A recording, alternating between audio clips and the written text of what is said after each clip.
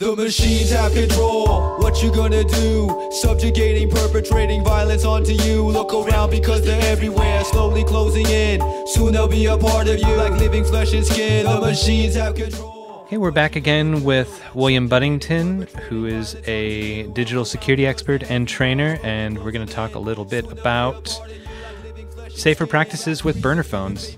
The first time I heard of a burner phone by that name was on the TV show The Wire. Started making it into public dialogue and public media, I guess, like 2005. William, for listeners who don't know, what are burners? Yeah, so burner phones are prepaid cell phones that can be purchased anonymously and then discarded when you're done with them. They're really useful in situations where you need an increased level of security, when you don't want, for instance, your identity to be linkable to your communications. But there's a lot of ways that burner phones can be done wrong. So I'm here to address some of the limitations of burner phones and some of the possibilities.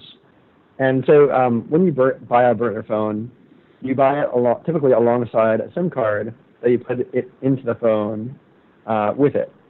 And you can go to various shops. You can go to your local CVS or Walmart, and there are kind of a lot of possibilities of where you can buy burner phones. One of the things that you really want to be aware of is the fact that if you're buying a burner phone and you have a camera looking over your shoulder, that doesn't actually afford you a great deal of anonymity, right? That tape can be played back, then, if you're using your burner phone for purposes of high anonymity, then you should kind of consider your situation, your surroundings. Where are you buying this? Who's around? Is this somewhere that's very surveilled setting? So that's one aspect of burner phone purchasing. There's another aspect, which is what phone are you going to get? There are burner phones or prepaid cell phones that have Android that is pre-installed on them. And as we all know, unfortunately, surveillance disproportionately affects the underclass.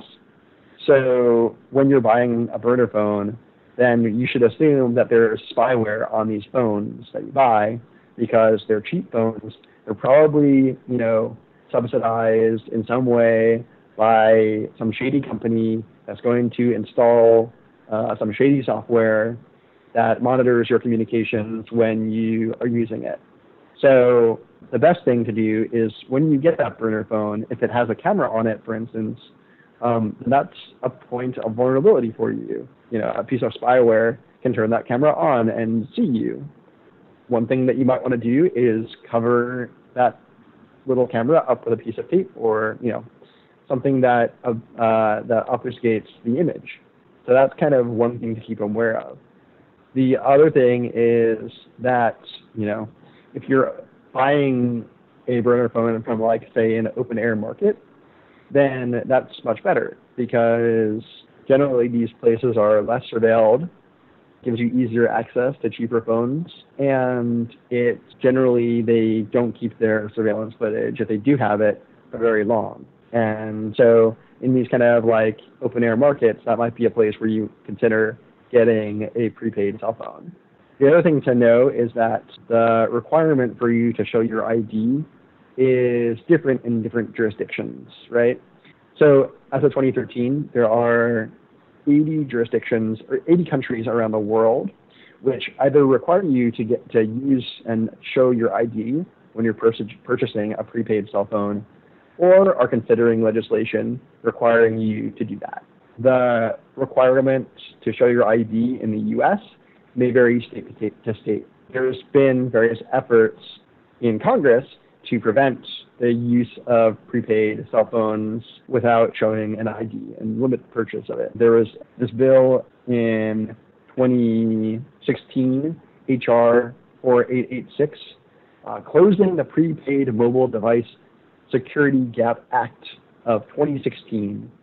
So it's a pretty, as these things tend to be, lofty bit of verbiage that is used in crafting this particular legislation title, but what they sought to do was actually to require an ID when you're buying a prepaid cell phone. And the whole idea is that, look, terrorists are using this. You shouldn't be able to buy prepaid cell phones without an ID because this enables the terrorists. But, this is faulty logic because lots of journalists use prepaid cell phones when they're trying to get in contact with sources. The sources themselves use burner phones in order to contact those journalists. So, there are lots of different uses. And, activists use use burner phones for direct actions, all sorts of different scenarios that you can envision where this sort of thing is useful, and it's not just what the government tries to assert is the common use case. That's just not the case. So when we talk about prepaid cell phones, it's important to keep in mind that there's all this kind of legislation that's up in the air that might close the loophole, so the so-called loophole, or close the ability for you to purchase these without your ID. And you mentioned jurisdictions where you can't necessarily, or you might not be able to get a cell phone without an ID. In terms of the piece of technology that you are having the conversations over, that's true, but it's also true that in some places you have to present some sort of ID or have a registration to an address to be able to get a SIM card, which separately, because you can plug and play different SIM cards into different cell phones in a lot of cases. So just to throw that in there too, even if you don't have a limitation on buying a cell phone, you might have a limitation in certain places on getting the operability and having an attached phone number. Right. So if engaged correctly, and I want to get into that engagement and approach after this question, other than during the purchase of a phone and maybe being on camera or having to present an ID, and assuming that we're paying cash for things, what sorts of information will a burner that is correctly implemented not leak about the user? And therefore, what sorts of concerns can be addressed by applying this technology? Yeah, so think of a fresh phone. You get it out of the box. It only knows about you, what you've linked to it in some way, right? If you buy it anonymously, then, with, your dollar bills, then you have no identity that's linked to that device. You get it fresh out of the box. Then it only has what you provide it to go by. There's a lot of missteps here, right?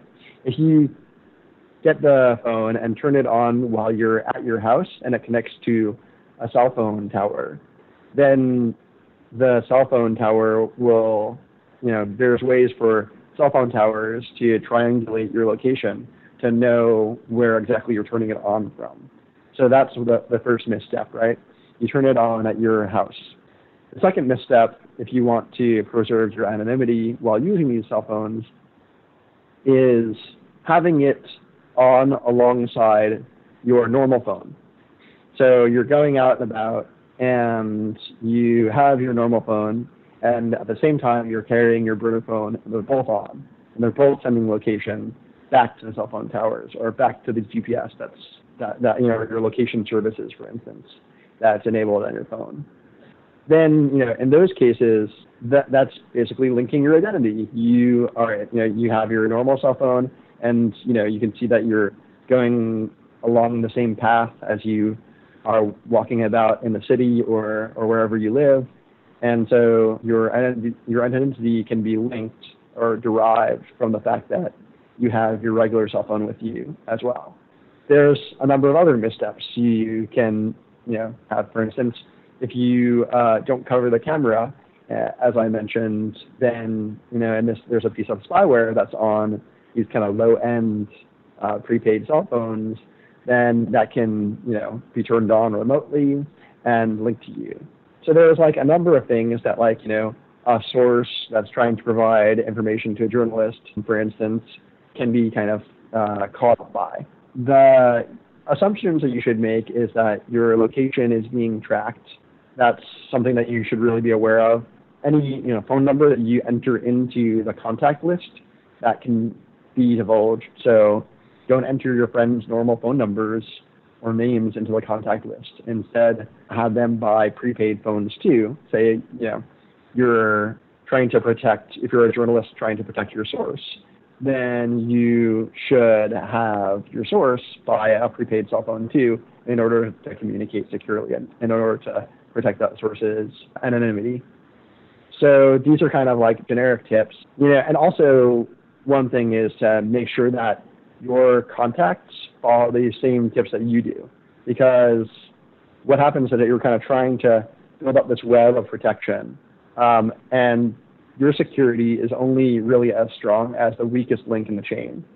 So if you have, all your contacts and everyone buys their prepaid cell phone, but, one person has their normal cell phone that they're carrying with them and it's on, then, if they have that, then, all the contacts that are in their contact list is divulged. So basically it's a link to the entire network, and it compromises the overall security of what you're trying to do. I was going to share with you actually this, while you were mentioning that, and maybe this is for a different conversation, but I bought this really awesome Faraday bag that I've seen videos on, but I tested it with a few different kinds, like left it on, tried to call it, it didn't ring until I brought it out, and then after I took it out of the bag, it took a minute to reconnect, and then noticed the network, and then got a notification that it had missed a call. It wasn't connecting as far as I could tell to Bluetooth or to the internet. Like I had the email program open and it didn't register receiving an email until after it was taken out of the bag. It would have made a sound if it did. But that seems like an interesting approach towards transiting devices once you've got a device, if you have to move it around, maybe putting it in one of these. And we can talk about that later and maybe talk about that as a different segment sometime, but transiting devices, or like if you're going to put it somewhere, just like close it up in that, walk away from it, Yeah, I think the Faraday bags are useful, but they also shouldn't be seen as a panacea, right? You have, they're not 100% going to block all communication. Yeah. They're maybe it's angled in such a way that the cell phone reception can be actually kind of divulged through the bag. So you should kind of really keep that in mind. So, the best defense is security in depth. Mm-hmm. So instead of, if you have a phone that allows you to take the battery out, then do that. Mm-hmm. And if not, then turn it off and then put it in the bag as well, because it's all a game of chance, right? Mm-hmm. If there's a 30% chance that your phone will actually be able to get a signal out, and there's a 10% chance that when you turn off your cell phone, it's not really off, and they can, whoever they might be, mm-hmm. can actually set up a listening, device or whatever. And you multiply those possibilities. You multiply the 70% chance that you have of being secure by it being in the bag, by the you get what I'm saying. Mm-hmm. Basically, you basically have a protection, and it's combined by the fact that you're overlaying these different security steps on top of one another. Mm-hmm. So yeah, the best defense is defense in depth, different measures of security that multiply because you're doing all of them. I usually smash my phone and then take the battery out and then put it in the bag and then throw the bag in the lake. I've heard of some juggalos doing that too. Yeah, the Clown Army has their security pretty laid down. Yeah, infallible. I heard that that there was just an interview and it's going down. Oh yeah, hatchets actually. Yeah, hatchets. They don't use hammers. Hammers, not hatchets. I think. Woo. Woo woo. Because a lot of approaches to safer practices mean thoughtfully approaching the goal in a step-by-step and measured way. Can you go again through what a hypothetical store or open air market to disposal situation that listeners can fully adapt to the needs? What go through it and say what it might sound like step by step when you activate the phone. Sure. Where your other phone is, all that. Yeah, so like, say you have the secret recipe for the best pie in the world, and really, like, you have some of the ingredients, and then some of your friends have the other ingredients for it. And you can only, like, because it's such a good pie that you're going to make, you don't want anyone else to know about it. You know, you have your delicious recipe, and you need to get everyone in the same room to bake this pie in a way that's super secure. So what I would do is step one, leave your cell phone at home. Step two, go to the open air market, try to buy a cell phone, a new prepaid phone. And step three, go to somewhere that you don't ordinarily go to, so it's not really linked to your normal movement patterns. And then go and turn on the phone and set it up and figure out what your number is. You want to make sure that at this point you cover up the camera if you're not going to be using it, and do all the steps that I mentioned earlier for best practices of like kind of making sure that the phone isn't able to get more info on you than you want it to. So once you're there at that location, then you've got it all set up, you turn off the phone and like copy down that phone number so that you have it and are able to kind of contact your friends with it. So you turn off the cell phone, you take out the battery, do whatever you want to do, and then go bring your cell phone because it's disconnected. It's not going to divulge more information about you. And then invite your friends over and make sure that they do the same thing. So you all have your numbers and they're all not linked to your location or your identity, but you all have your unique numbers. And so you can go out on a walk or whatever and then kind of be like, hey, this is like a nice day out, and hey, here's my secret pie baking number that you, once you have your cell phone, can enter into it. And then basically everyone does this. They, whenever they're using their phone, they can go to a location that doesn't have cameras or whatever and build up their contacts, and then enter their contacts names in pseudonyms so that they're not linked to their identities, for instance, because when you're baking a pie, you want that secret recipe to be that much more secret because everyone else is being anonymous. So once you have this, then go to the location, to the secret cauldron or whatever, where you're going to bake this pie. And so you have, you have all your friends, you brought the ingredients, and then you go to the location, and then you're like, hey, guys, let's get together, let's bake this pie. And so you get there, and you're able to communicate and able to sync with one another and create the most delicious pie that you've ever tasted in your life. And then once you have this pie, you distribute it to all your friends, and then you turn off your cell phones.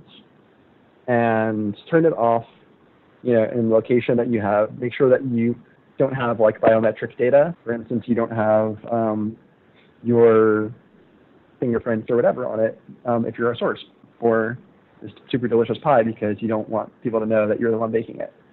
Your life is in danger, right? Because if someone else gets a hold of that pie, then, who knows? So then you go to another location after the battery's out and you dispose of the phone somehow. You can be creative. So at that point, mission accomplished, right?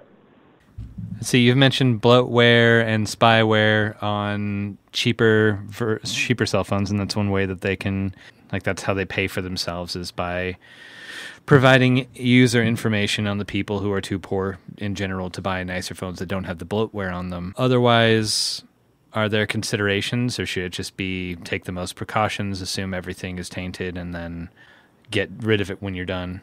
Yeah, I think that is the best way to operate under the assumption of surveillance and taking precautions against specific instances that you know of where surveillance leads to identity compromise. So yeah, I think that making sure that you have the assumption that we have street surveillance, spyware, etc., and just making sure that you do the best you can. And in terms of, I try to have a very small carbon footprint on this planet, and I pride myself on such things. Is there a more ethical way of getting rid of the smartphone that you have? I mean, assume like if you don't need smart technologies, that you can just get a flip phone. They're cheaper anyway.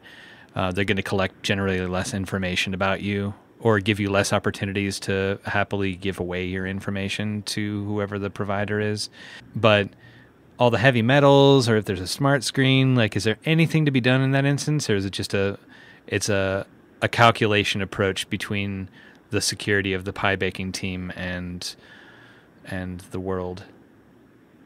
Yeah, I think that's right. I think that in a world where it doesn't matter that crap is being accumulated everywhere, it wouldn't matter if you just threw your phone into the sea, right?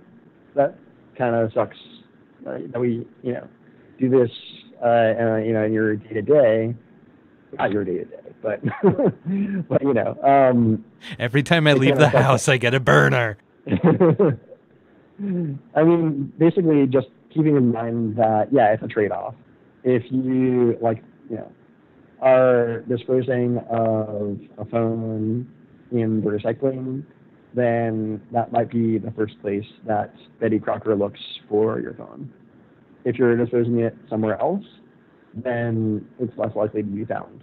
And even if that somewhere else is, a little bit not nice to your bioregion, then it's always a matter of risk. What are you risking, and what do you have to lose, and if it's worth it. Well, William, thank you so much for talking, and I look forward to the next conversation. Thank you. Hide the planet! Hide the planet! Shut up and get in the car!